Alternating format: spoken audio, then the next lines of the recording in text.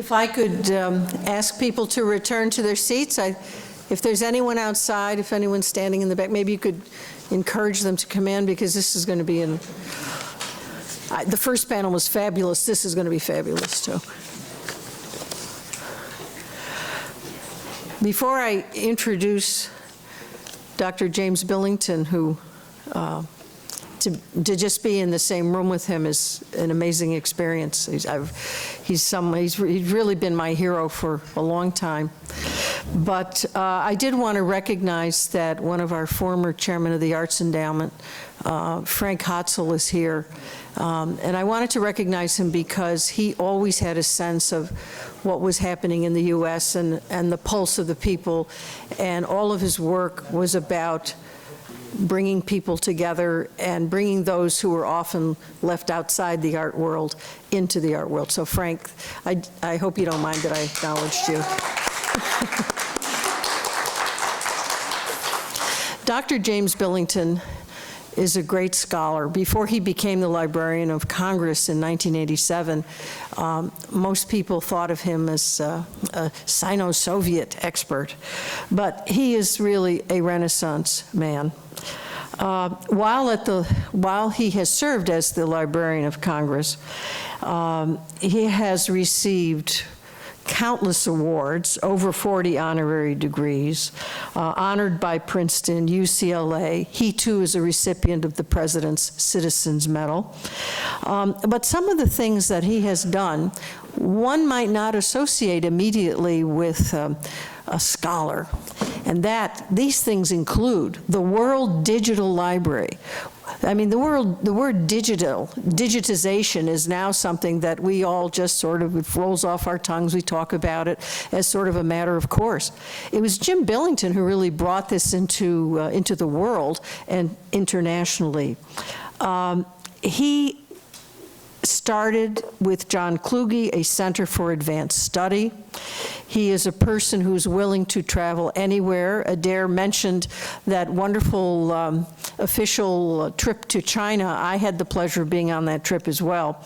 And Dr. Billington had already been somewhere else and had come on this trip. And the poor guy had a terrible, terrible cold. I'll never forget this. And I just felt so sorry for him, because probably what he should have been doing is, taking medicine and resting. He didn't.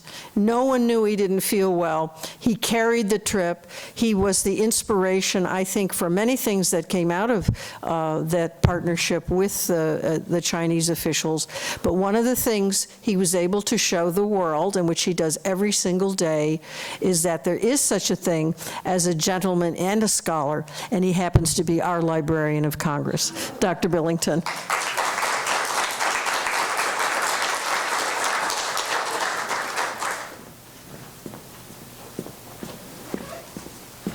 Thank you very much for those kind words, Elda. I really appreciate it. It was great being with you. And I feel particularly honored and exhilarated even to be asked to moderate a distinguished international panel here to discuss how the murals of a truly great regional artist of Texas, Tom Lea, related not just to America in the era of the New Deal, but to the world beyond our borders. Now, my personal horizons were widened from my narrow, rather nerdly boyhood in Philadelphia by I should say a word about Philadelphia's, W.C. Fields is reputed to have said, because it was neither New York to the north or Washington to the south, and they asked what he wanted on his tombstone, and he said, well, on the whole, I'd rather have been in Philadelphia, which was sort of about the extent of compliments we regionalists from Philadelphia are used to hearing. Anyhow, I was widened by a scholarship to college in memory of a young Texan who was killed in the Second World War. This brought me and my wife into the orbit of the two wonderful Texas women who had been mother and sister to young John Larkin, respectively, of that fallen soldier, Henrietta Clayburgh and Isla Clement. Two people you never forget once you've known them. Another pair of amazing Texas women further widened my horizon when I became Librarian of Congress. A horizon way out of Philadelphia now to the nation and to the world.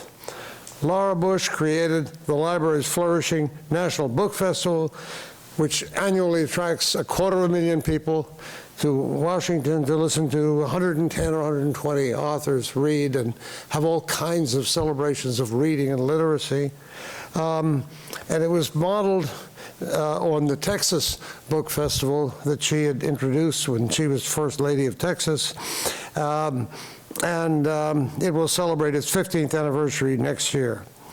And the second in this second pair of Texas women was Adair Margot, who brought us all here together, but she does so much more. As head of the President's Committee of the Arts and Humanities, she included me, and along as Melda and others, in that committee's first ever trip to China. And it was that which was crucial for the Library of Congress in establishing our multilingual World Digital Library, to which has already been mentioned. So 1,000 thanks to Adair for making this event possible and inspiring me to study again the 4 murals that were created in the library's Hispanic reading room during the New Deal era by Polinari, a great Brazilian muralist, describing different aspects of the opening up of the Western Hemisphere that we all share. Anyhow, murals were only a part of Tom Lea's many-sided artistic creativity and the multi-formatted New Deal WPA collections of the Library of Congress, which I think many of you have been involved in the preservation, the celebration, the constant rediscovery and restitution of this wonderful mural so that we have in public places. I thought I'd just mention that if any of you want to work in more detail, we have more than 500,000 items from the Federal Theater Project, 300,000 from the Federal Writers Project, 400,000 from the Historic American Building Survey, 175,000 photographs of this legacy from the Farm Security Administration. Much of this is available online, including many of our 2,300 narratives of former slaves in their own words. That's the biggest collection anywhere of the first-hand record of that whole episode, and nearly 1,000 WPA posters from that period. So 3 panelists. And of course, the Library of Congress is also an enormous international library. But the 3 panelists, each of whom has deep artistic experience in a variety of different nations, will speak from the podium for some 15, 20 minutes themselves. Then, if there's time, we'll take questions. I'll come back and take questions from the audience. But let me just mention these 3 very distinguished, unique people who come to us from 3 very different countries. Dr. Sabiha Al Khemir was born in Tunisia, now lives in New York, and is senior advisor to the Islamic art at the Dallas Museum of Art. So she's a writer, artist, expert, obviously, in Islamic art, whose work deals with cultural bridging. She was the founding director of the Museum of Islamic Art in Qatar. She created exhibitions, authored catalogs, including wonderful titles: Beauty and Belief, Crossing Bridges with the Arts of Islamic Culture, and the international exhibition, Noor, Light in Art and Science from the Islamic World. She will be followed by Luciano Cheles, who is educated in the UK at the University of Reading and Essex. Sorry about that. He has taught, God, I'm really muffing this one. He is taught at the University of Lancaster and is currently professor of Italian art history at the University of Poitiers in France. His research has focused on Renaissance iconography and art and on the impact of Renaissance art on European and indeed on American visual culture, particularly that of Piero della Francesca's influence in America from the late 19th century to 1945. And finally, Julia Bussinger, who has been the director of the El Paso Museum of History and El Paso Museum of Archaeology since 2009.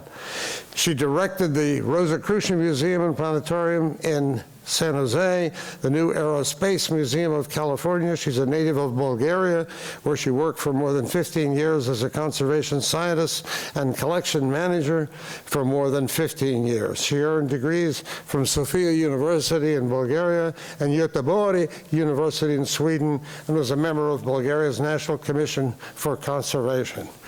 We have a treat in store, and I won't get up in between to introduce them. They will speak in sequence, and we'll all be wonderfully informed and enlightened on how this marvelous man from Texas, supported by, as everyone in Texas is, by the wonderful women of Texas, only a few of whom I had a chance to mention. And they will come in order without further intervention from me until, if there's time, for a few questions from all of you. So, ladies and gentlemen, we invite you to begin.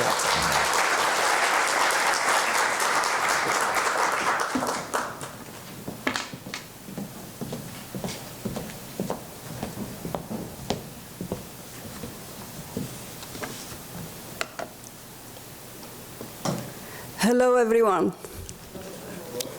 Thank you. You might wonder why Sabiha Al Khemir, an Islamic art historian, is talking about Tom Lea, a painter from Texas. This is the story of an encounter.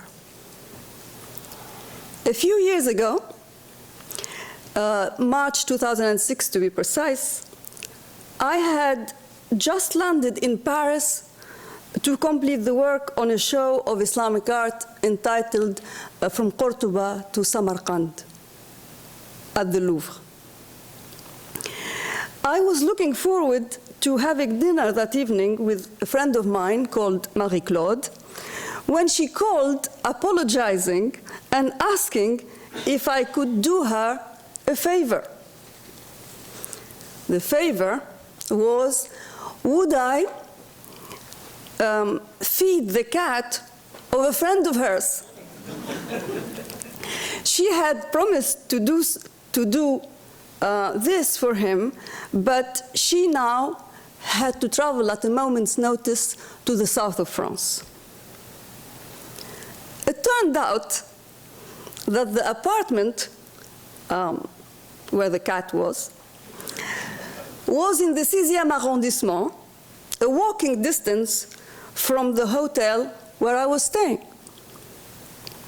And if you have time, said Marie-Claude, please do spend time with Montesquieu.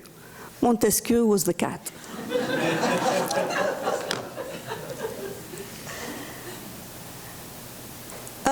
As I was sitting in a revolving chair opposite someone's desk, Montesquieu on my lap, I was drawn by the images on the wall opposite this desk.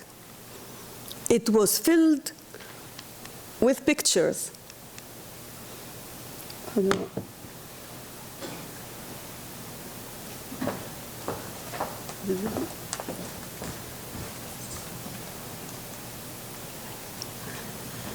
So it was filled with pictures, images which made a collage. It looked something like this. This was a disparate collage, from Matisse's view from a window in Tangiers, as you can see, to Da Vinci's La Joconde. My gaze was arrested by a painting of a landscape peeping out between the extensive collage. That is amazing, I declared so loudly that Montesquieu jumped out of my lap. the style of the painting didn't seem to fit any school of art or movement that I knew. The landscape had no reference in my geographical knowledge, but it struck a particular responsive chord, and something in me recognized it instantly. It's that feeling of recognition which I suppose happens when we fall in love at first sight.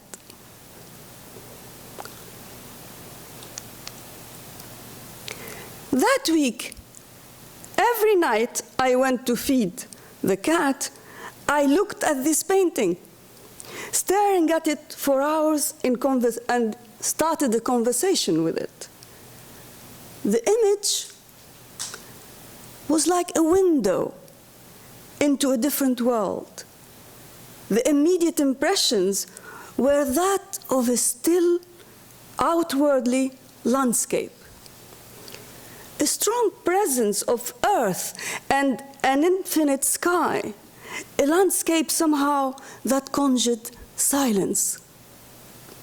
An elusive atmosphere, the hint of a storm, life finding a way, as you see in the cactus, unusual light, an ambivalence between almost monumental forms in the foreground, the dunes and the rocks, and the almost two-dimensional distance together with the abstract quality of the forms gives it a mysterious atmosphere. The painting combines strength and a gentleness. It seems to step between the real and the ethereal. I was also struck by the absence of people in the painting, an absence that is paradoxically present.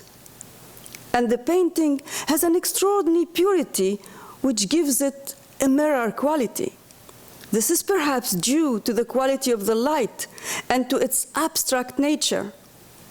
There is no figure, human or animal, and such a painting is probably not just a representation, it is also a mirror. It has the power to reflect. Perhaps we end up seeing ourselves in it. The only sign of life is this prickly pear and cactus plant, which seems like an affirmation of life. Without the presence of that little cactus, the atmosphere or the reality of the painting would change dramatically. Such were my immediate thoughts at the time, as I contemplated the painting and stroked the cat. The positioning of a small plant at the front and a huge expanse at the back is typical of Tom Lea's landscape painting. What does that small plant in the front do for the viewer? In a way, it introduces a human scale. The human being in the universe. We are automatically standing near the cactus. This is, in fact, our gentle point of reference. The rocks and cactus in the foreground place the viewer in the space. Without them, the viewer is not in the space. So the little rocks and cactus allow the viewer to be, in a way, part of the picture, or so I felt.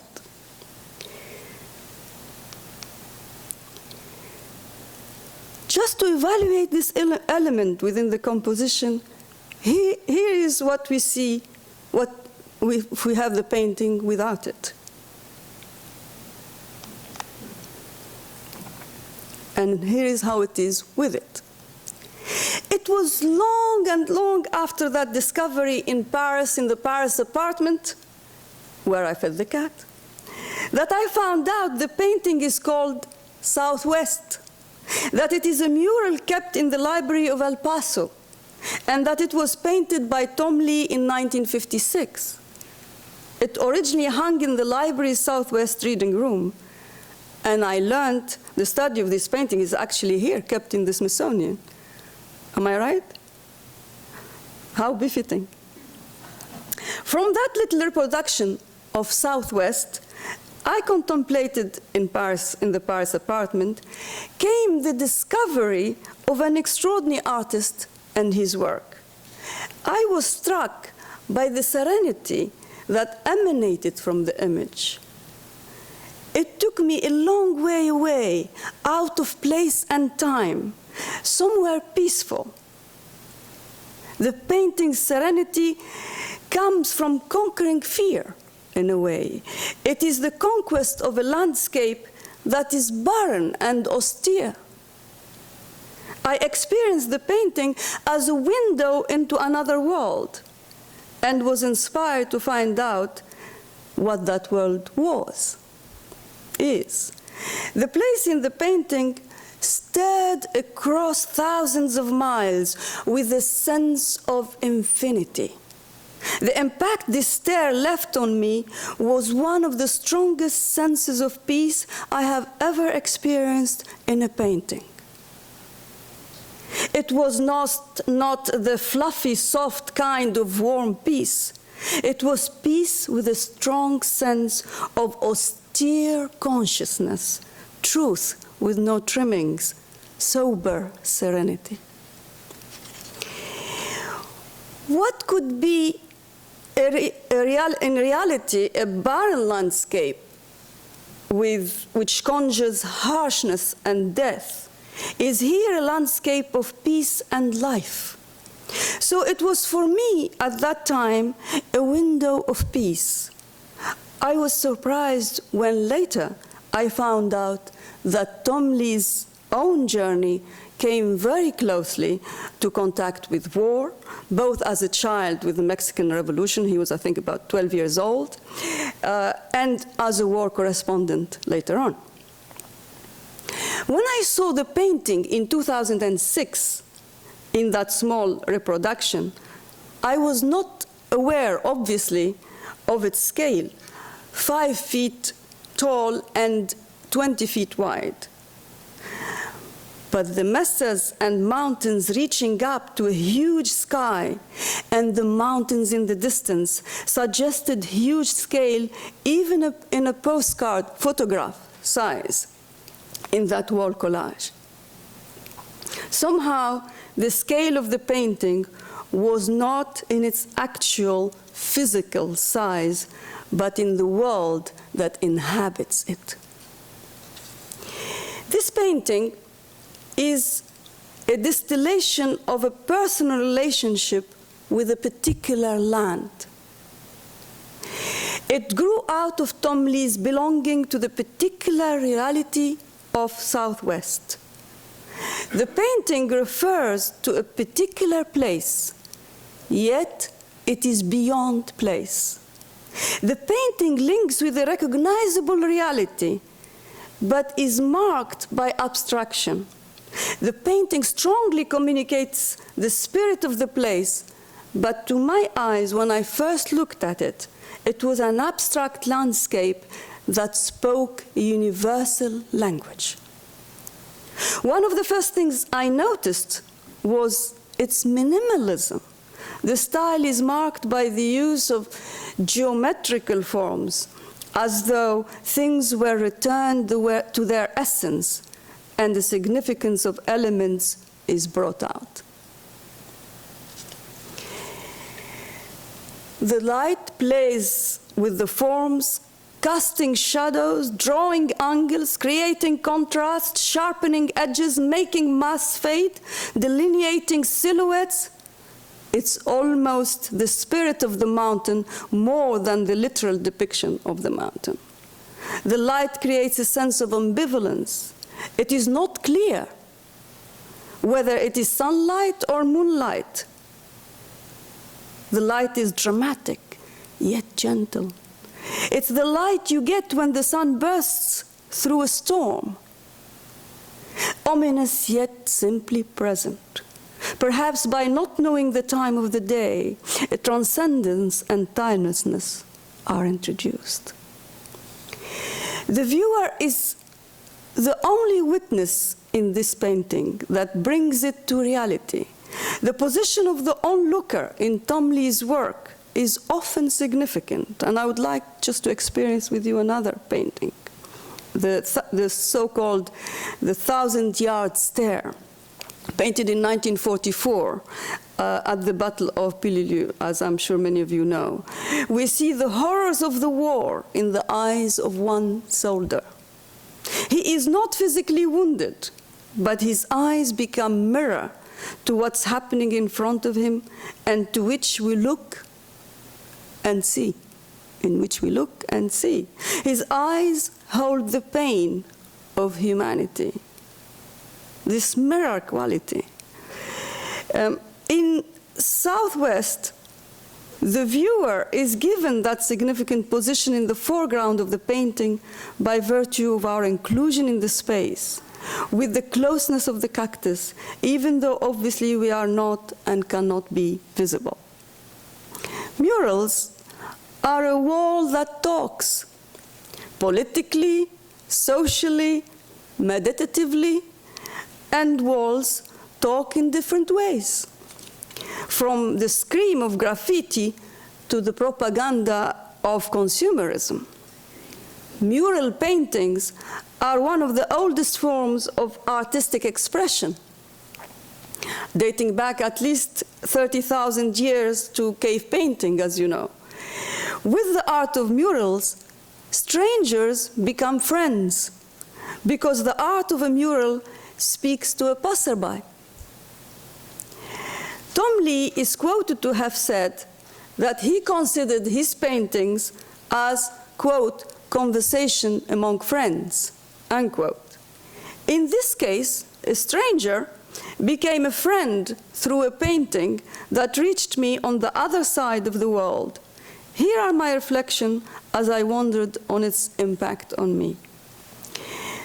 The landscape in Southwest has an austere beauty with the sense of distant sacredness, an eternal landscape, not a seasonal landscape, which somehow takes one out of oneself into oneself. Although the painting is about a particular place, it has an extraordinary sense of infinity, and the world of the painting transcends its geographical identity. Somehow, it corresponds to an inner landscape. A character in my novel, called The Blue Manuscript, called Gaber, is a soothsayer. The novel is set in Egypt, but actually in a timeless place, in a place that actually doesn't exist. I mean, I ran it by my Egyptian friend, read the novel, and then was asking, where is Wadi Hassoun? Wadi Hassoun doesn't exist.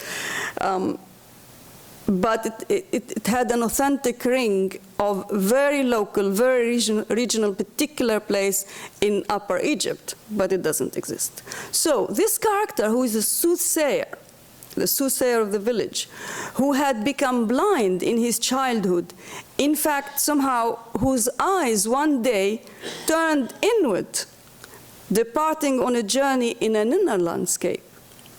He's a character, as I said, outside time and place, and whose inner landscape, I realize, somehow links to Southwest. Describing that inner landscape where he is, Gaber, the character, says, quote, a sense of nothingness with its wholeness filled me, taking the wholeness of silence further. Silence like that imposed by an immense landscape that lifts our being into a state of grace, purifying it, and to which human beings of any race, creed, or religion can relate, a sacredness for all. Unquote.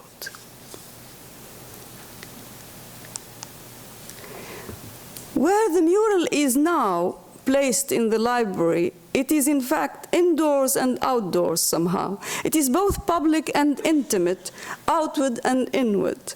As a mural, the painting is a window through which we look. It also must come to life in a different way, as it is now a backdrop to scenes from everyday life. I lived with the reproduction of this painting from 2006 till 2009, when I visited El Paso for the first time. To have seen Tom Lea's paintings somewhere in Paris by accident, thanks to Montesquieu, and traveled in my life journey to be in the painting, to penetrate it as one would a landscape, is for me in itself part of the dialogue with this mural. Seeing it in real life, what struck me was that the scale was already present in the smaller reproduction. The scale in the painting was beyond actual size, as I referred to earlier. Perhaps this is due to an openness of space that is vast. Still, experiencing it and experiencing its physical scale had quite an impact. That was a very special visit to El Paso. I felt at home in multicultural El Paso. Southwest became a pathfinder for me to the work of Tom Lea, the man himself, and the region of El Paso. The painting's imaginary world intrigued me, bringing me to the landscape that inspired me. Tom Lea used to refer to his work as, quote, personal conversation between friends. His painting spoke to someone on the other side of the world. Southwest, which is the window of his homeland, is a window to a home for the soul. Tom Lea was very attached to his homeland, but his vision is universal. I come from a totally different tradition, a different culture. And Tom Lea's Southwest invites me to step outside my own landscape. Isn't seeing the other about imagining a different landscape? This is the story of a beautiful encounter. In my work with Islamic art, I learned that the particular, the regional, the local, the personal almost, can communicate the universal. And the exhibitions I have of Islamic art that I have shared with the public in the United States showed me again and again that beauty holds the power of a universal dialogue. Tom Lea's Southwest is connected strongly to the place of its birth. Its quality is a distillation of a vision that transforms the regional, the local, into the universal. Tom Lea is an artist who was shaped by the forces of his homeland, but who chose to connect with the force of life, and he communicated with the universality that could speak to the world at large. Tom Lea is an artist of El Paso, an artist of America, an artist of the world. His spirit deserves to be worldly celebrated. And as long as there is an Adair Margot, there is absolutely guarantee that will happen, because as Senator Cornyn said earlier, her energy is contagious. Thank you so much.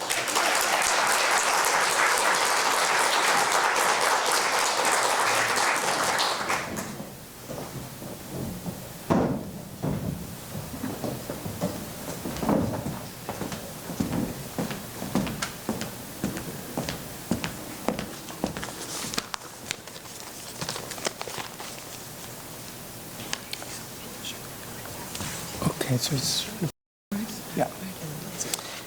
Okay, may I first of all say how pleased I am to be at the Smithsonian again, for here I spent an exciting year a few years back as a Terra Senior Fellow.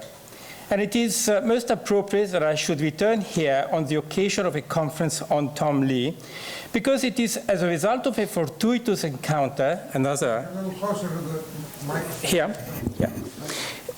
It is as a result of a fortuitous encounter, like yours, with a mural by Tom Lea that I began my research project on the impact of the Italian Renaissance on American art. Let me tell you about this. A few years ago, I was flicking through the pages of a book on New Deal art, New Deal murals when I came across a reproduction of Tom Lea's Path of the North. This painting immediately struck me as being Italianate. More specifically, the frontality of some of the figures, their stillness, and their monumental poise suggested to me the influence of Piero della Francesca. The caption explains that the murals decorated the magistrate's court of El Paso and were painted in 1938.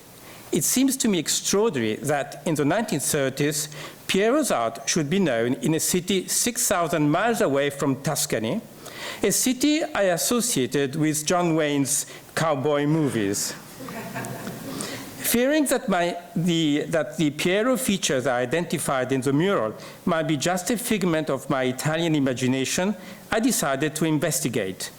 I Googled the words Tom Lea and immediately came across Adair Margot's name as director of a gallery that specialized in the artist. So I sent her an email to ask her whether Lea had been to Italy. Within hours came Adair's reply, a scanned page from her book, Tom Lea, An Oral History. The page featured Tom Lea's enthusiastic description of his 1930 visit to Arezzo to see Piero della Francesca's frescoes in the Church of San Francesco. Let me quote a few lines from the passage in question.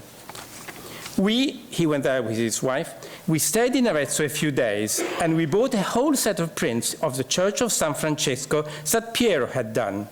The second day we were there, we gave the old church attendant a tip, and he let me climb up the quiet stairs so that I could touch the bottom of Piero's work, and it was lovely. He goes on about other things, but for question of time, I've limited myself to this quotation. I was thrilled by this and decided to pursue the matter further and try and find out whether other American pre-war artists were so enthusiastic about Piero as to be led to imitate his style. My preliminary investigation confirmed that Piero was well known in the early 20th century America. I therefore prepared a research proposal, which was accepted by the Smithsonian Museum and funded by the Terra Foundation. This project is now nearing completion and will lead to a monograph. And I should like to take this opportunity to thank Adair, the Smithsonian Museum, Virginia Mecklenburg, who was my advisor, and the Terra Foundation, of course, for making this possible. Now, the question we are asked to address, here are the frescoes that Lea saw in Arezzo, just details. The question we are asked to address in this session is, do regional murals communicate to the world? I take this to mean essentially, does New Deal art have an international relevance, or should we treat it as a cultural phenomenon of local or at best national interest? I shall attempt to answer this question mostly using Tom Lea as a case study, but also referring to other artists. But before I do, I should like to say a few words on how Tom Lea came to be acquainted with the Italian Renaissance. Lea came from an educated family. His father was mayor of El Paso, and we know that one of his closest acquaintances had a substantial library from which he could borrow books. Nevertheless, in the early decades of the 20th century, El Paso could offer limited stimuli of an art historical nature to a young man with artistic inclination. Lea learned about the Italian artistic tradition when he attended the Art Institute of Chicago from 1924 to 1926. He was taught by John Norton, who greatly admired Quattrocento artists, and Piero in particular. Norton considered Tom Lea his most gifted student and had him as an assistant for a number of mural projects from 1927 to 1933. The murals they painted are Italianate insofar they are characterized by a monumental scale, by simplified forms, and by a strong sense of structure. Good examples of this style are the works entitled Old South and New South, which they painted together in 1932 in Birmingham, Alabama. In 1930, spurred by Norton, Tom Lea traveled to Paris and from there to Italy to acquaint himself with the Renaissance tradition. And it was then that he saw the Arezzo frescoes. He also went to Florence, to Naples, and so on, Orvieto, and so on. A few years later, when the New Deal art schemes were launched, Lea won a number of commissions. The murals he painted in Texas and beyond show that he repeatedly sought inspiration from the Quattrocento, and in particular from Piero. The painting that best exemplifies the influence of this master is The Path of the North, which depicts, as we all know by now, the protagonists of the history of Texas: the conquistador, the Indian, the missionary, the vaquero, the settlers, etc. Paintings celebrating the explorers and settlers of the West usually depicts them as men of action. They hunt, fight, ride wild horses, catch cattle, etc. Lea chooses, there are a few examples. Okay? Lea chooses to immortalize them by representing them majestically immobile. Let's go back to majestically immobile in frieze-like arrangements, close to the picture plane, like some of the figures of Piero's Cycles of the Cross in Arezzo. There are also precise borrowings. The mountain ranger pointing forward with the American flag flying behind him allude to the portrait of Constantine on horseback, while the figures shown frontally with thoughtful expressions, such as the vaquero with the right knee slightly bent and the Franciscan friar grasping the cross, are reworkings of the resurrected Christ. As you can see, if we merge the two figures and reverse them, we obtain the image of the Savior. Tom Lea repeatedly adopted some of Piero's iconographic and stylistic features, like the simple monumental forms, the stillness, the thoughtful expressions, etc., in many other works. A good example is this painting of 1936 he did in Dallas. It is a distillation of the people, plants life, animals, and landscape of Texas, and has at the central figure an imposing, immobile cowboy whose head is surrounded by a halo of light. Another example is this, there are many other examples. This is an advert he did for a local paper, which, as you can see, is mostly based on a detail from the Arezzo frescoes. Another example I like very much is this 1947 portrait of his wife, Sarah, entitled Sarah in the Summertime, which depicts her in a quasi-religious terms to celebrate his love for her.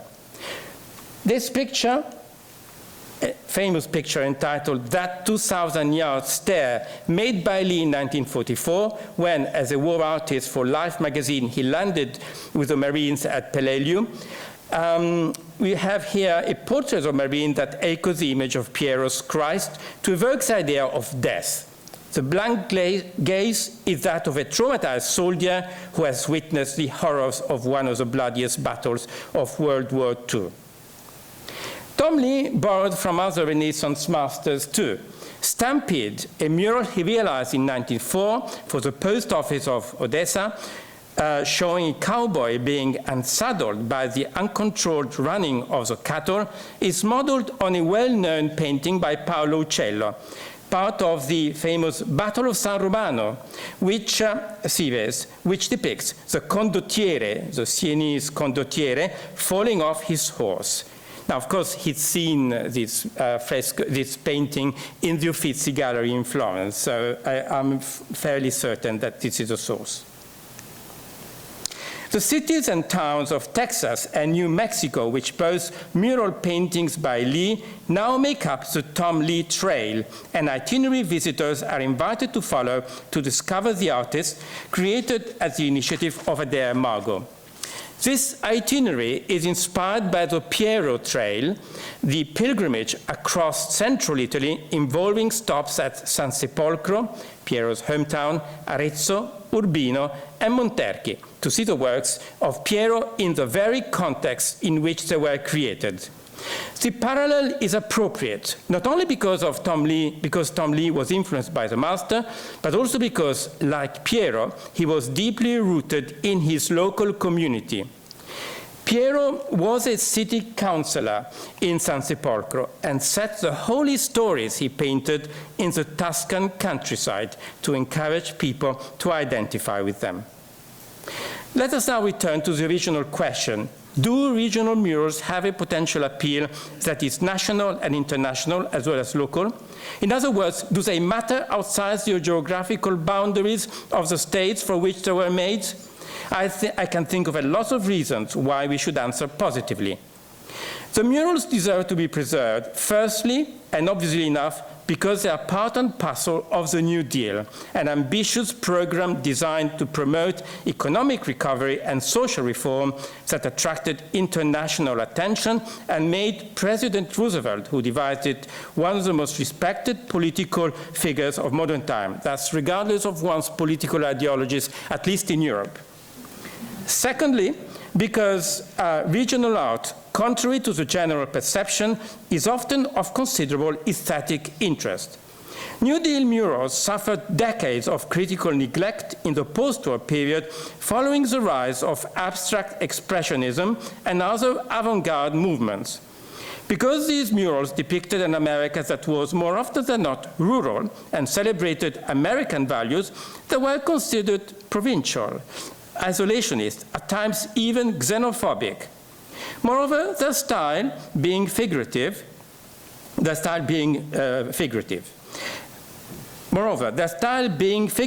murals have often been branded as mundane and uninspired. Well, my research indicates that many of the New Deal artists were in fact internationally minded and visually very innovative. I've dwelt on Tom Lea to show how subtly he interprets the Renaissance art to adapt it to Texas culture. May I draw your attention to other examples of regionalists who turned to foreign visual traditions for inspiration? John Stuart Curry, who made up with Grant Wood and John Benton the so-called regionalist triumvirates, spent over a year in Paris where he studied the works of Courbet and Honoré Daumier. He was well-versed in Italian art too, as the murals he made for the Justice Department building in Washington suggest. For instance, Justice of the Plains movement westwards, which represents families of pioneers with the wagons and cattle facing the attacks of two masked outlaws, is compositionally based on Piero's Victory of Constantine. As in the Renaissance fresco, an orderly group of people advancing calmly, solemnly, and confidently is contrasted with a turbulent scene featuring men on horseback. Boatman Robinson, who visited Paris repeatedly, where he frequented the Académie Julian and the École des Beaux-Arts, and joined Gertrude Stein's circle, also traveled to Italy.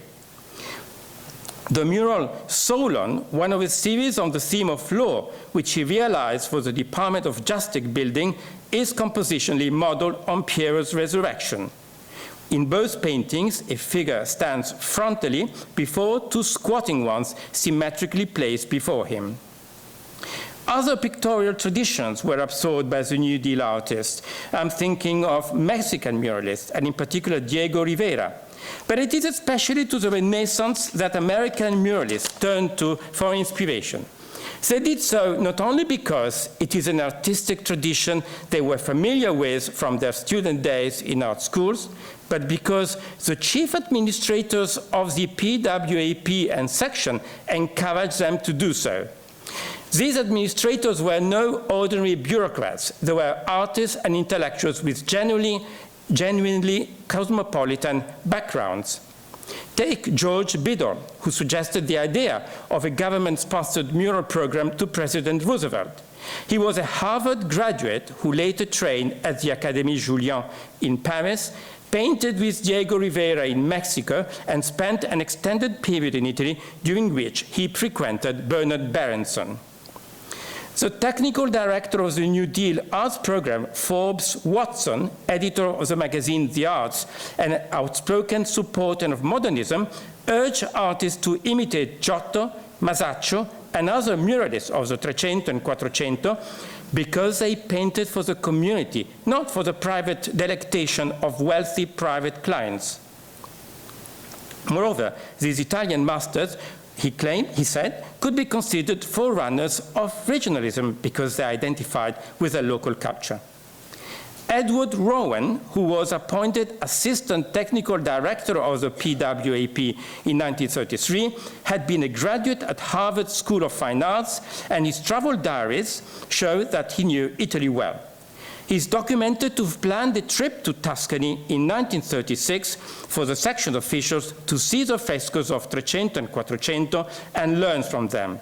Rowan, incidentally, was a close friend of Grant Wood, another regionalist artist with a remarkably broad visual culture, who sought inspiration also from Italian art, as I argue in an article which will shortly appear in American Art.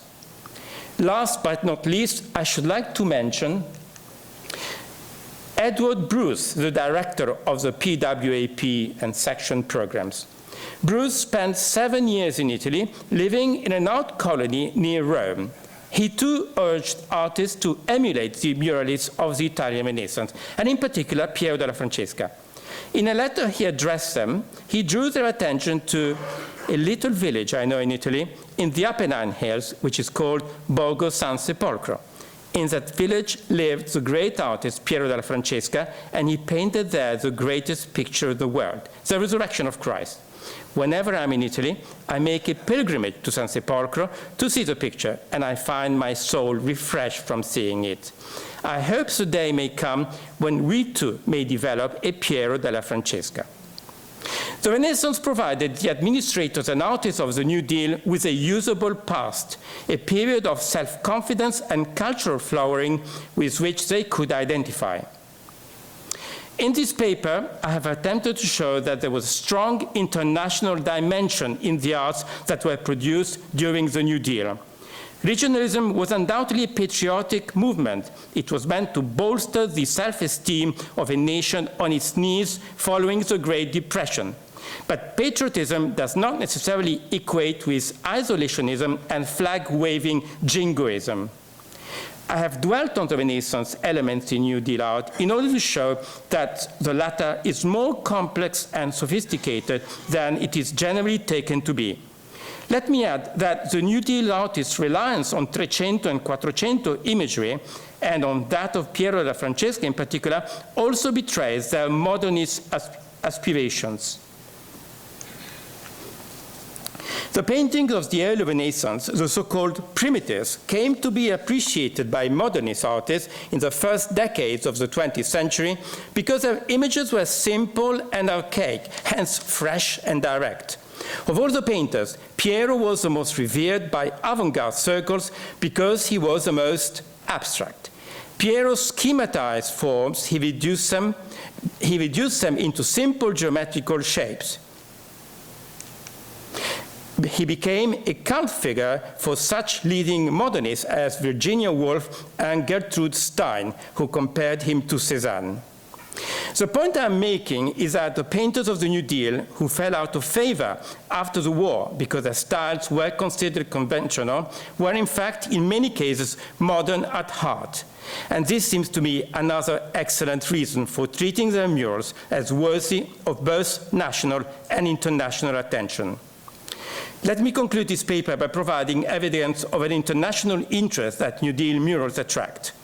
2 years ago, at Adea's request, I contacted the Museo Civico of San Sepolcro to submit a proposal for an exhibition of large-sized color reproductions of Texas murals, focused especially on Tom Lea. The museum authorities have responded enthusiastically to the project and even suggested that one of Lee's original paintings, Sarah in the Summertime, be placed close to the Resurrection, the most beautiful painting in the world, according to Aldous Huxley's definition. It is a privilege that has never been granted to another modern artist. I very much hope that funds can be raised to support this project, which will give greater international visibility to an important artistic phenomenon, and more specifically to Tom Lea, one of its most accomplished representatives, an artist whom we might consider the American Piero della Francesca Edward Bruce was longing for. Thank you.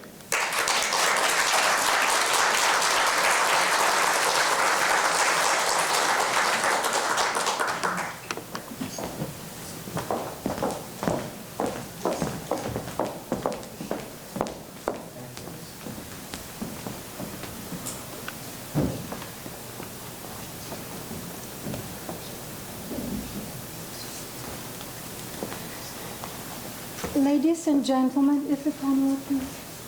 The mic. Ladies and gentlemen, dear colleagues and guests, it is my privilege to take part in this symposium, and I would like to say thank you, dear Margot, for inviting me. I'm really humbled.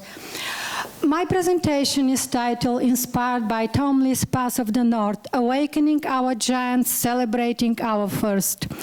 I'll show you how community members and El Paso Museum of History connected to this mural, and I will intertwine my personal perception as native Bulgarian who lives on the borderland. El Paso Museum of History purpose is to promote the understanding and significance of the rich multicultural and multinational heritage of the borderland region known as the Path of the North.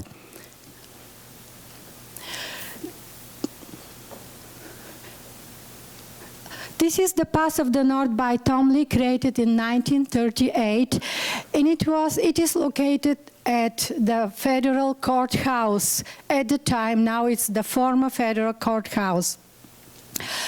Tom Lea had two dreams when he created this painting. First, to bring to life the vivid history of El Paso del Norte, and second, to deepen and enrich people's perception of their own tradition and the characters of their own land.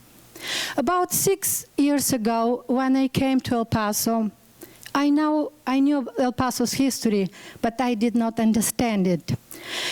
Within the first few weeks of my employment as museum director, there Margot called me and asked me, Julia, do you want to see a very special mural by Tom Lea? I knew Tom Lea, but I never seen a mural by Tom Lea. So we went to the, at that time, federal courthouse, and I, for the first time, this was my first experience standing in front of this beautiful mural. I was like paralyzed, and I don't believe I ever shared with it there, because at that moment I connected to Bulgaria, and one mural what I saw maybe more than a few years ago, of course, but it was first time in my life. Then I was drawn into the mural in Bulgaria. It was a path leading to a horizon through the rolling hills. I was like walking. Now I'm in front of Tom Lea paintings, and again, it's powerful drawing into the environment. You see the depiction of the Franklin Mountains. I guess I have to show. Put it here. Doesn't work. The depiction of the Franklin Mountains, which penetrates like your soul, and also the characters depicted in the murals from Indians, missionaries, from miners, lawmen, settlers. I was connecting to each of them, feeling the harsh environment, and at the same time feeling their determination. They're here to live at this land to live together. Most importantly, I looked at the doorway. I don't know the, oops. I need help here.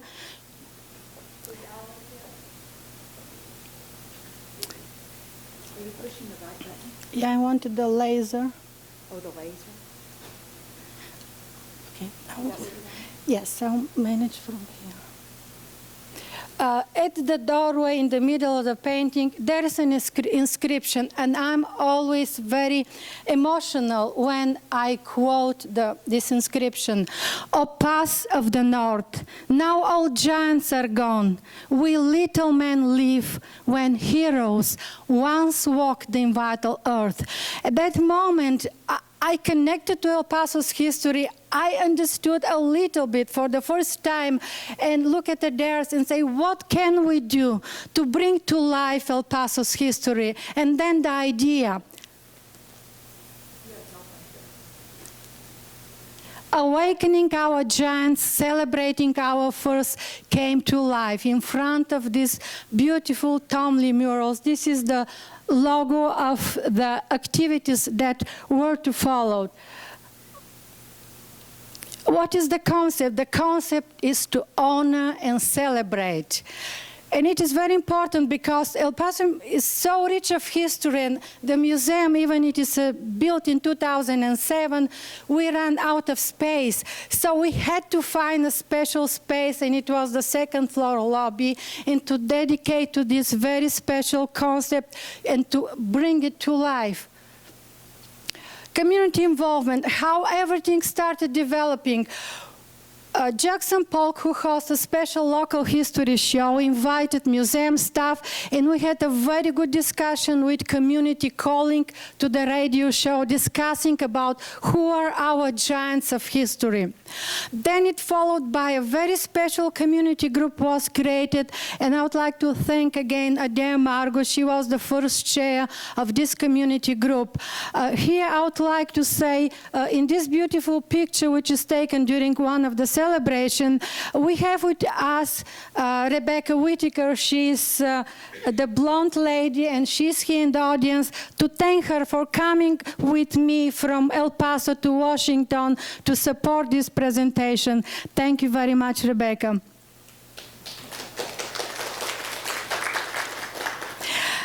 Depending on what giants of our history was selected, and basically this was done by the Circle of Giants community group. The museum staff followed what this community group wanted to do. Many different partnerships were created. And I would like to give an example when my staff wanted to do something on the baseball history, because as you know, El Paso recently built one of the most beautiful baseball stadiums in the country. The community group said, no, you have to do something on the mission. So how powerful this community group is, and during the process working on the missions, we realized how right this community group was, and they represented El Paso. We created so far 5 Wall of Giants. Each Wall of Giants is at the museum about a year. A little bit than a year, and most importantly, it is not exhibit. I always correct my staff when they say exhibit. It is a celebration and honoring. We have, as you see, the special atmosphere created by powerful graphic design. The first Wall of Giants was dedicated to Don Haskins and the legendary Glory Road. This was for the first time in U.S. history of the basketball. In 1966, the team participated with 5 African-American players. So it was a very powerful space, not exhibit. Then we go, briefly I would like to show very small artifacts are presented, and the most powerful is the special island with the bear. The bear was the nickname of Don Haskins. We go to the second Wall of Giants, Farah Manufacturing Company that employed more than 10,000 people. We have very little artifacts again on the island. Bottom slides, you see the continuation. Farah Manufacturing does not exist. It is now a Perry Ellis International, located in Florida and United Kingdom. The next, El Paso mayors. We worked with living El Paso mayors. There were 11 at the time, and we created oral history, recorded them. Sets of 11 DVDs were given to UTEP Special Collection, El Paso Public Library, County Society, and of course, El Paso Museum of History. Next, the mission and their people. This was, and it is still one of my favorite walls. As I mentioned, the Circle of Giants community group insisted to have this Wall of Giants. It was based on graphic design, and the artifact selected on this special island is a Isleta mission door dated 1618. From those of you who do not know, El Paso has the oldest mission in the state of Texas before Alamo. The fifth Wall of Giants, currently at the El Paso Museum of History, is dedicated to the UTEP Centennial. In front of the wall, you see a famous French athlete high jumper in front of the wall. He was UTEP graduated from UTEP. Most importantly, the way we connected this wall University of Texas at El Paso started a School of Mines, so we connected the very beginning to the final product, worked with a business called Freeport-McMoran. Again, Rebecca is in front of this beautiful display of pure copper, 5 nines, 99.99 copper cathode, created especially for the purpose of the display, and the peak, which is a symbol of University of Texas. We brought additional art created by creative kids. They were nationally recognized and they had a special event in their honor at the White House. Most importantly, I mentioned the Wall of Giants are about celebration and honoring. The celebration with the first wall, in the central picture you see Mary Haskins, the wife of the legendary late coach Don Haskins, and former players. It was a reunion, a lot of emotions, and I remember the very next day Mary Haskins came to the museum, look at these very few displays, and she was crying. I mean, what kind of emotion a museum can bring and connect to the community. Next celebration, again, top left picture. Another emotion and connection between what the History Museum did and this former employees at the Fire Manufacturing. She was about to kiss the sewing machine she was working for. This picture made El Paso Times a cover page at the time. These are the living mayors of El Paso ribbon cutting ceremony.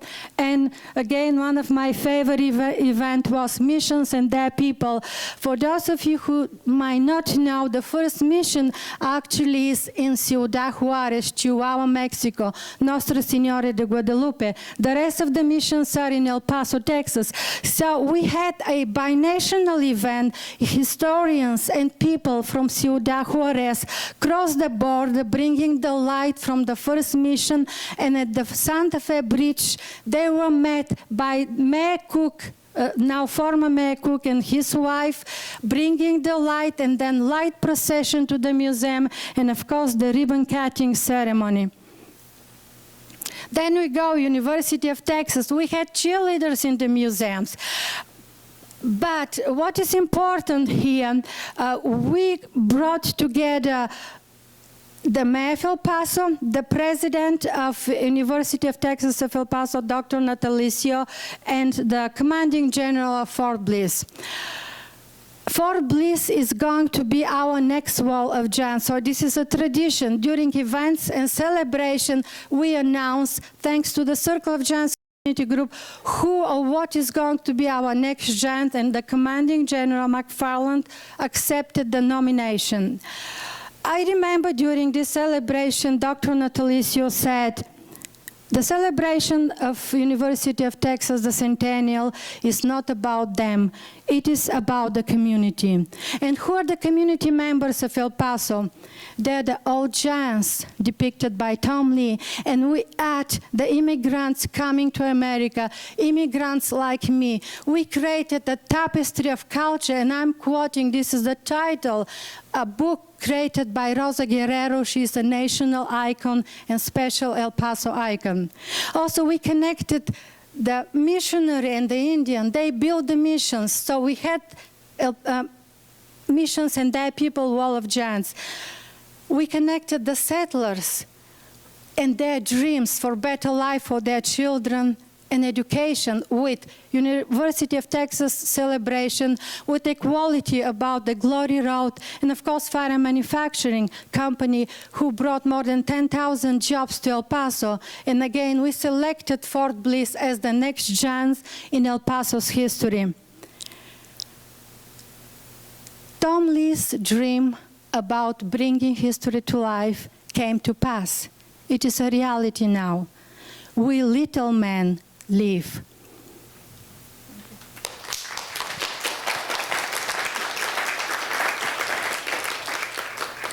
This was my official ending, but I decided, because my last slide is basically a question, we might not have time. I have a question to the audience. I'm so impressed and touched by Pass of the North mural. So it is located in an old courthouse. It is visited by special tours, not accessible so much to everybody. Do you think that what is the right place for a mural of this significance? As a museum director, I have this big vision. I would love to have it in a space where more people can see it. So this is a question for you. If you have questions for me, thank you.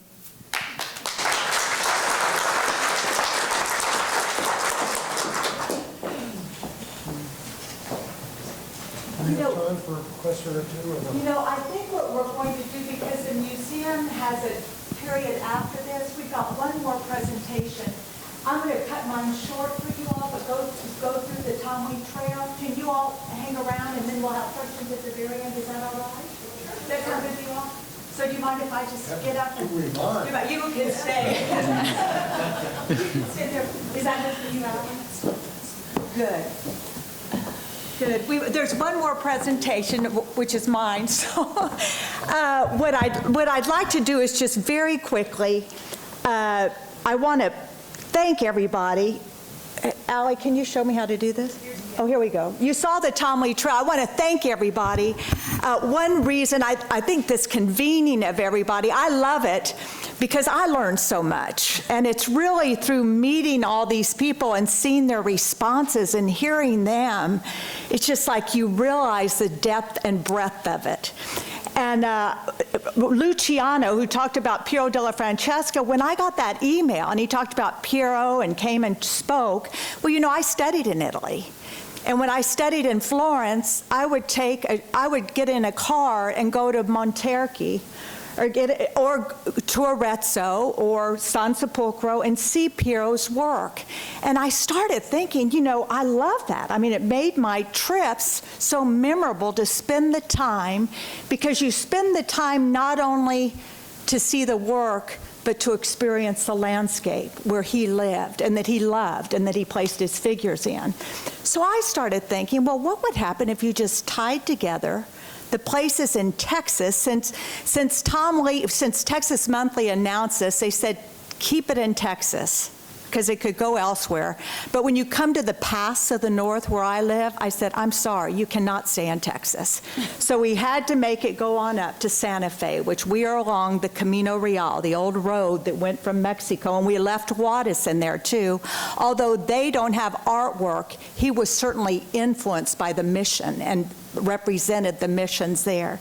But what I like to do is just take you all very quickly through the Tom Lea Trail. It's not official, yet since it was announced by Texas Monthly and by Texas Highways, we at the Tom Lea Institute, we had a few months ago from Iowa who had driven the Tom Lea Trail. We were so thrilled. We gave them a box of cards with the Pass of the North on it as their prize. But I'm going to just this is what you can learn from someone like Tom Lea, who was classically trained, who cared about the history, who cared about the region, the people who lived in that region and their own traditions, their own history, their own landscape. So this is what you can learn. At the Pass of the North, you learn, you've heard about it, the founding cultures. Here they're specifically Apaches. We were Apache territory. They're Apaches in all their detail.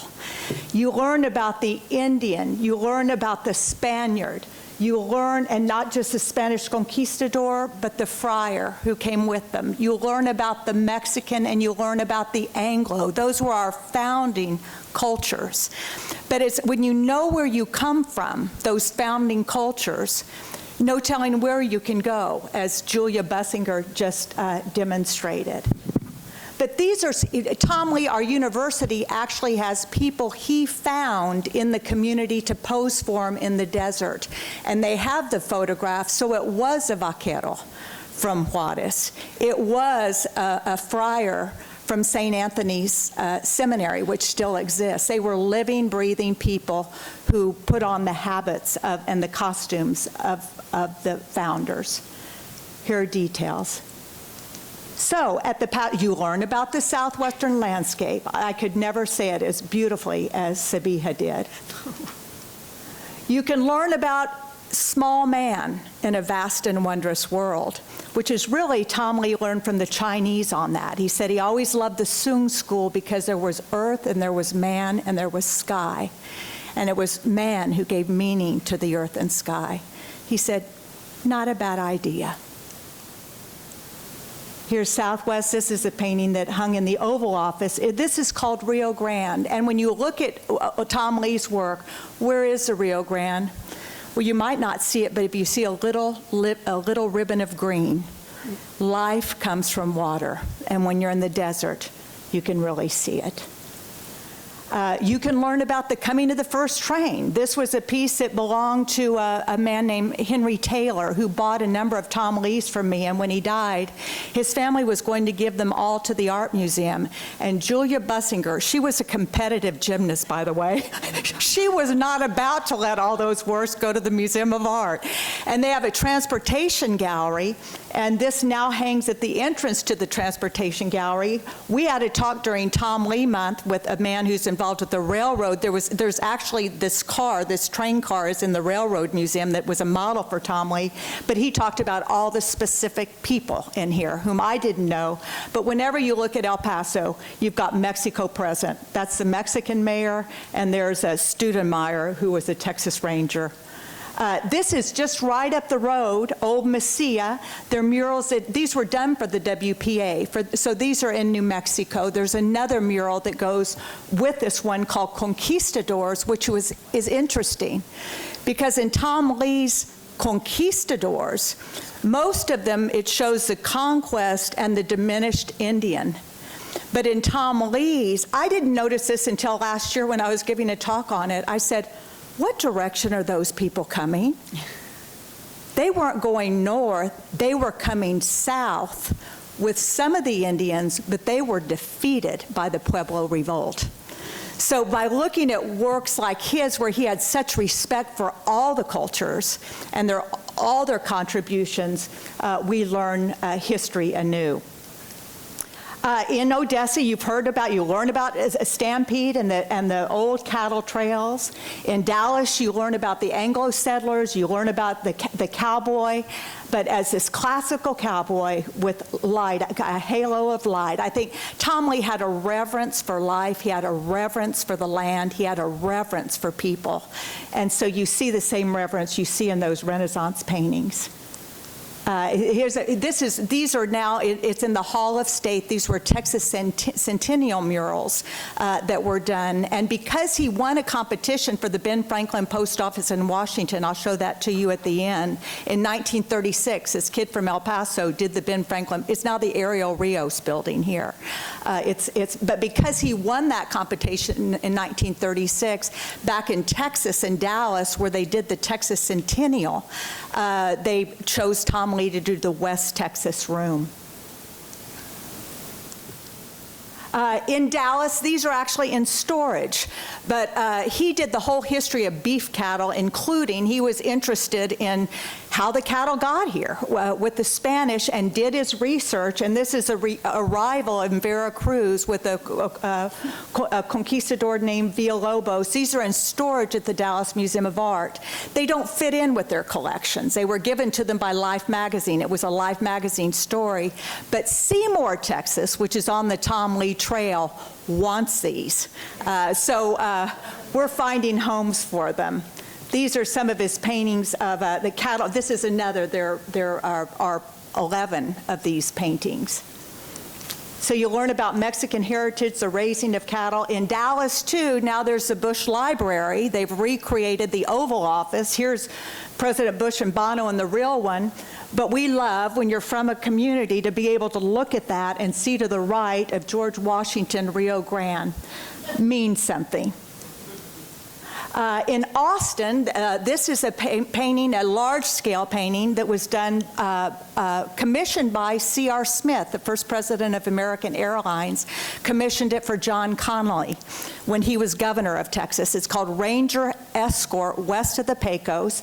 These are specific. There was a Captain Baylor and a Captain Gillette, and these were Texas Rangers who were west of the Pecos, and I think Tom Lea wanted to remind people in Austin that there were people capital west of the Pecos. So this is like the Big Bend region, the part of the country that we live in.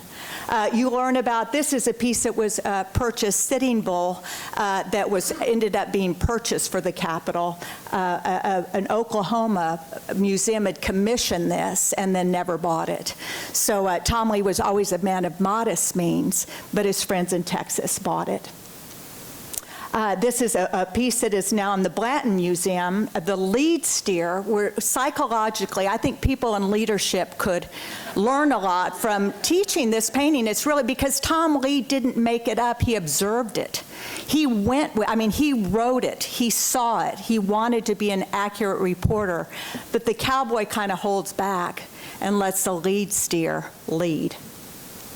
At the Harry Ransom Humanities Research Center in Austin, too, Tom Lea, when he did the history of beef cattle, he discovered that there were different kind of cattle that were reported by the Spanish. There was an everyday kind of cattle, an ordinary cattle, and then there was a black fighting cattle, black bulls, and he became fascinated by the brave fighting bulls. He ended up writing a novel calling The Brave Bulls. It was turned into a movie starring Mel Ferrer in 1949. So you learn all about that. That's our El Paso Plaza Theater, The Brave Bulls. He not only wrote his novels, he described bulls in words. And he taught himself to write, actually. And I will say, after World War II, he said, I knew I couldn't describe all I had to say graphically only, showing the exterior. So he taught himself to write, not by going to writing school, but by writing, rewriting, rewriting, using the short word rather than the long word, learning to say exactly what he wanted to say as vividly as he could. And when he told this story of the interior, but Hemingway was known, of course, much better known, but dealt much more with the spectacle of the bullfight. He dealt with bravery in the interior of the man, and also the interior of the bull, how they were raised. These are the old film. Miroslava was the actress, a Russian-Mexican who lived in Mexico. He wrote a book called The Wonderful Country, so you learn about his novels. He illustrated all of his books, and when they did his movie, The Wonderful Country, starring Robert Mitchum, Tom Lea was never paid for that. They figured out how to cut him out of it. He was never a businessman, but he got a bit part as Peebles the Barber. You may have seen this on the Turner Classic Movies. He gives Robert Mitchum a bath. So you learn about all this at UT.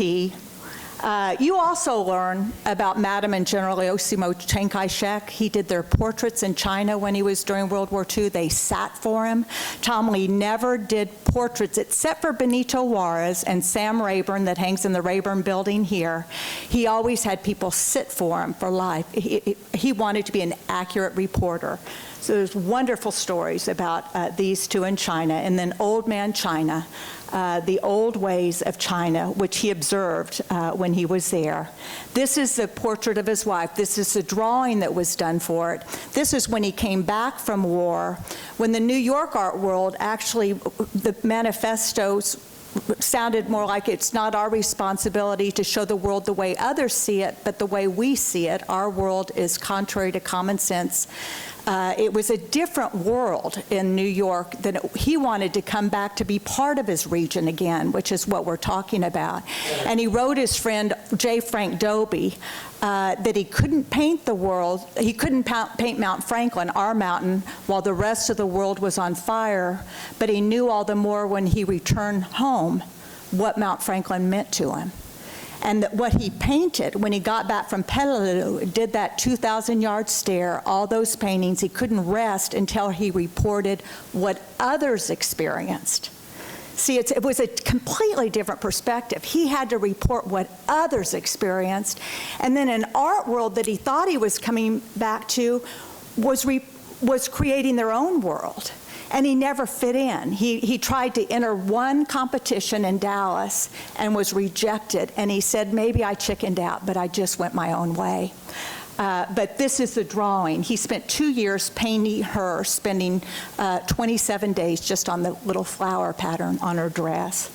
And then in Austin, too, on Republic Hill, there's a cenotaph with old Mount Franklin and his quote. And if you all don't mind, I want to finish that quote that George Bush would always quote and Senator Cornyn quoted.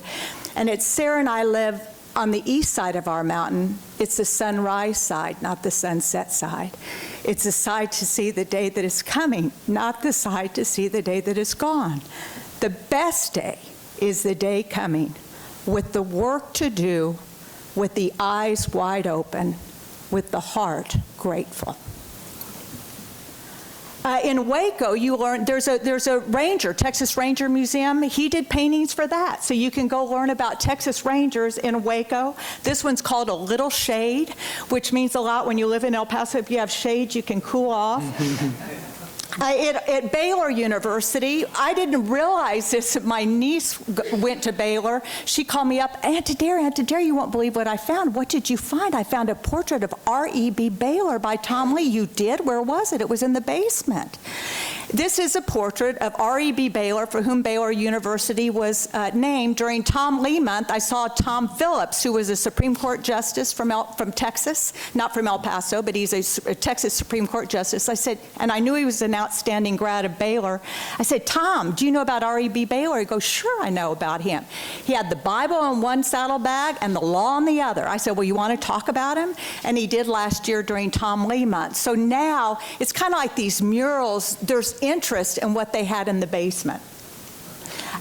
In Fredericksburg, you don't see an actual painting of Tom Lea, but he actually landed with the Marines on Peleliu as a World War II correspondent. Tom Hatfield from the Briscoe Center at UT is here today. Tomorrow he'll be speaking at Fort Belvoir, where those paintings are.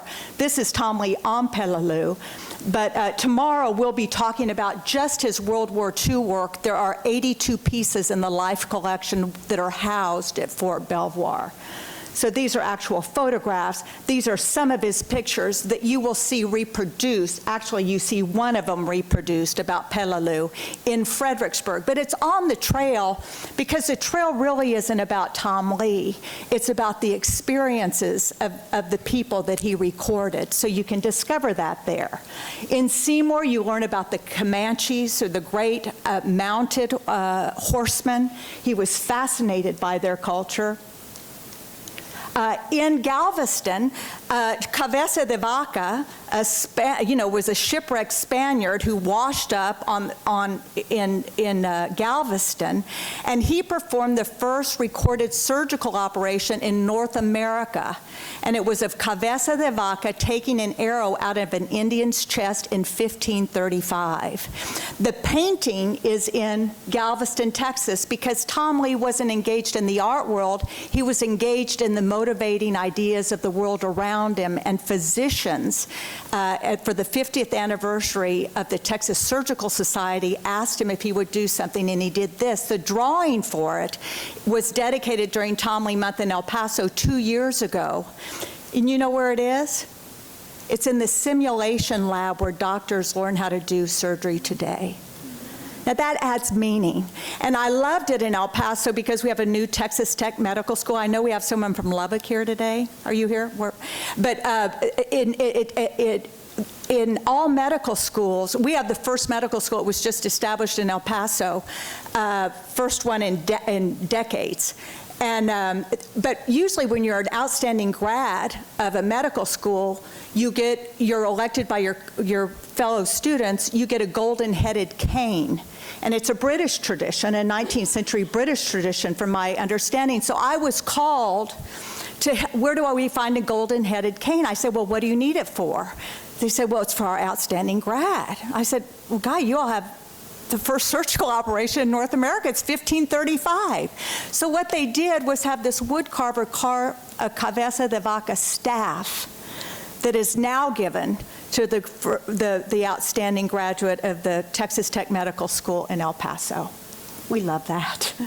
In Hebronville, there's no artwork there, but he wrote about old ranches, horse ranches in Hebronville.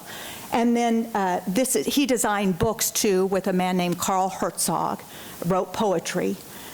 He also wrote the 2-volume History of the King Ranch and illustrated that marvelous book. Jim Billington, who talked about Isla Clement, is from the King Ranch family. Our founding president is a grandchild of the man, the great honcho, who asked Tom Lea to write the history of the King Ranch. They didn't realize their own history until he wrote it and he illustrated it. So these are, down in Kingsville, that's what you learn about there. And there, of course, you can see the real house when you're in Kingsville. And then in Bryan, College Station, this is a wonderful story, but when Tom Lea was very elderly working in his studio, he asked me to help him in 1993. He'd always had people just wait in line for his art, but he was getting older. My great-grandfather baptized him. I knew him my whole life, and I had had an art gallery, so I'd shown his work, but he asked me if I might help him. So I did the last 8 years of his life. But as a retired general from Fort Bliss had asked him if he might commemorate the soldiers who went to Desert Storm and under George Herbert Walker Bush. And he said he would, but he would only do it if one who had been there would come in uniform and pose for him. So this piece was done in 1996, the last painting he did. He died in 2001, and he lost his eyesight. But the drawing for it was bought by the cadets at Texas A&M University, so you have that in the Student Memorial Center there. So I just wanted to, that's Texas. I just want to show you, this is the image of the one in Pleasant Hill, Missouri, which is where his family, his ancestors were from. This is based on an actual family story. This is a Civil War story. And then this is the Nesters that was in what is now the Ben Franklin Post Office. The mural that he won, it was actually a much more elaborate, the development of the West, but he chose a vignette of this Dust Bowl couple. And in the little shack at the back, you see a little tiny post box in the back. But this is a mural that's missing that Jennifer mentioned earlier. So that's the Tom Lea Trail. And with that, I think we will have a few questions, Dr. Billington.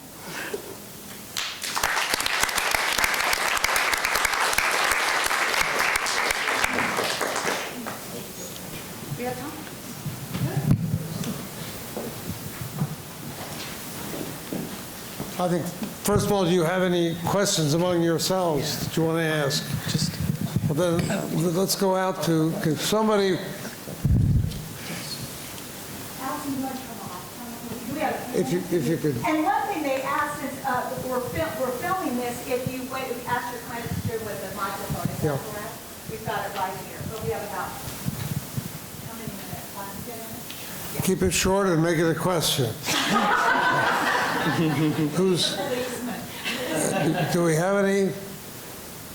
Yes, sir, back there. Hi, I'm a curator at the State Museum of Pennsylvania in Harrisburg. A little closer to the mic. Yeah, I'm a museum curator. I'm here because, in part because I have an interest in New Deal post office murals. About 5 years ago, we did an exhibit on post office murals from the New Deal era, which was intended to raise awareness, as this conference is, or as this seminar is, of the need to preserve these murals. And one of the questions that we encountered was the issue of ownership. Who owns these murals that were sponsored by the federal government, intended for the American people, and installed mostly in post offices where they were intended to be accessible? We found out, because of the circumstances with the post office and the postal service, that these murals are not as accessible as they were intended to be. And I'm sort of just have a general question that I wanted the panelists from this morning to actually address, if they could. Well, do we have, yes, from...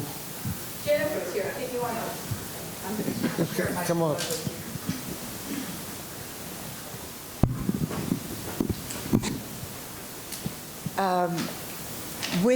there are various ownerships with the post office murals. With all those works were commissioned, yes, under federal programs. With the Postal Reorganization Act in 1970, there was a, thank you, decision that some of whoever had the greater occupancy in the building, if the federal tenants were 51% of the building, GSA assumed responsibility. If the Postal Service was 51%, they assumed responsibility. So that there are buildings where, post office buildings where the murals do belong to the General Services Administration, others that are now belong to the Postal Service.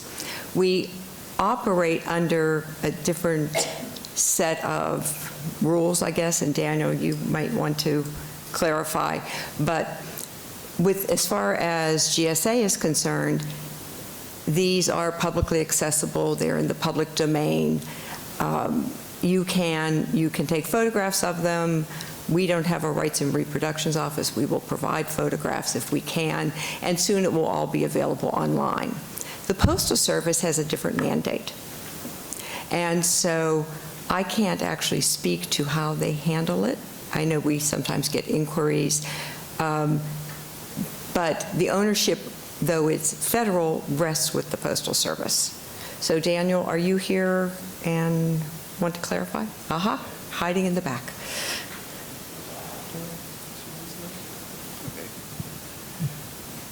I will say that, as I said earlier, the murals are the personal property of the Postal Service, but what we do is we try our very best to keep the murals with the buildings when there's a disposal, or if for some reason the building is going away, we are losing control of it and we cannot leave it where it is. For instance, there's buildings demolished in Atlantic City. We pulled the murals down, had them restored, and now we're going to put them elsewhere in a postal property, or perhaps a library or civic center, courthouse, government facility, where it has a better interpretive value. But it does remain postal property. So may I follow up on that? One of our interests was in making these murals in Pennsylvania, which I should add a plug for our collection. Pennsylvania has the second largest collection in the country. There's roughly 88, I believe, that are still presently on view. And these are obviously, as we're all here today, a wonderful treasure these were intended for the people of the United States to be able to enjoy art in the most public of public buildings. And our interest was in reproducing these so they could be seen in a museum gallery, and we were not permitted to do so by the post office in many instances. Which runs very differently from the policy that the GSA has for the artworks that are under their purview. So how does the Postal Service address that issue of accessibility when it comes to reproduction of these works by, in our case, a public state-owned museum? We would ask you to go through our licensing department. Very simple. I'm sorry, I cannot speak for them. I'm new to the position, but there are different allowances, whether you're going to be doing something for profit or whether you're not for profit, whether you're educational. There are allowances for what you intend to do, but yes, there is a licensing department that you can go through in order to get access to use those images. Does that answer your question? We encountered something very different, but Another question here. Well, I guess we're close to the end. One thing that has occurred to me in listening to all this is that murals are the great public face of art, and I was thinking as I was listening to, particularly to Marga's wonderful tour that she took us through of how a region comes to life through these public murals, and how our concluding panel here interacted with it from so many different ways and from so many different countries. I was thinking of a great mural that is the central piece when you come up the long stairs entering the Kremlin in Moscow. It's a giant mural of Lenin addressing the first meeting of the Communist Party. And it's so structured to make it look as you're slowly coming up the stairs as if the best thing in your life is going to be entering into that picture, because it has a certain perspective. It kind of draws you in, and there's Lenin standing, waiting for you to sign up before you go in. Well, that's one approach, propaganda through murals. What we've seen here is, it seems to me, the wonderful exemplification of American, to some extent the Western world generally, where a mural, a public place, it represents, first of all, a window through which you see your culture reflected, the whole culture, the nature, the animals, the people, the interaction, and a variety of styles that Tom Lea exemplified to do this. But it's not just that. It's also a mirror that reflects back to you the essence of that culture and the richness of the culture and the variety of it, such as exists and can exist and has flourished in a free society, particularly in that wonderful atmosphere of Texas, which 4 of my grandsons are enrolled in universities down there, and they're imbibing it, and it's always fresh. So I think we should thank, in conclusion, first of all, Adair Margot for the Tom Lea Institute for bringing all this here, to all the panelists who remind us that preserving the national heritage is what this is all about. And finally, I think we want to also thank the Smithsonian Museum of American Art and all of you who are concerned about, who not only ask these important questions about who is preserving it, who is taking care of it, but are involved in the magical act of keeping our American memory alive and honoring those like Adair Margot who not only keep it alive, but take us on the trip through our own history, through our own past, in the way that makes sure that we won't lose it, and we'll have it for our children and our grandchildren and those yet to come. Thank all of you. Thank the Smithsonian for hosting it. Thank you all for telling us about the international, the way people interact with these wonderful things. Thank you all, and I think we want to just say what a wonderful conference has been, and Adair, the women of Texas have done it again. Thank you.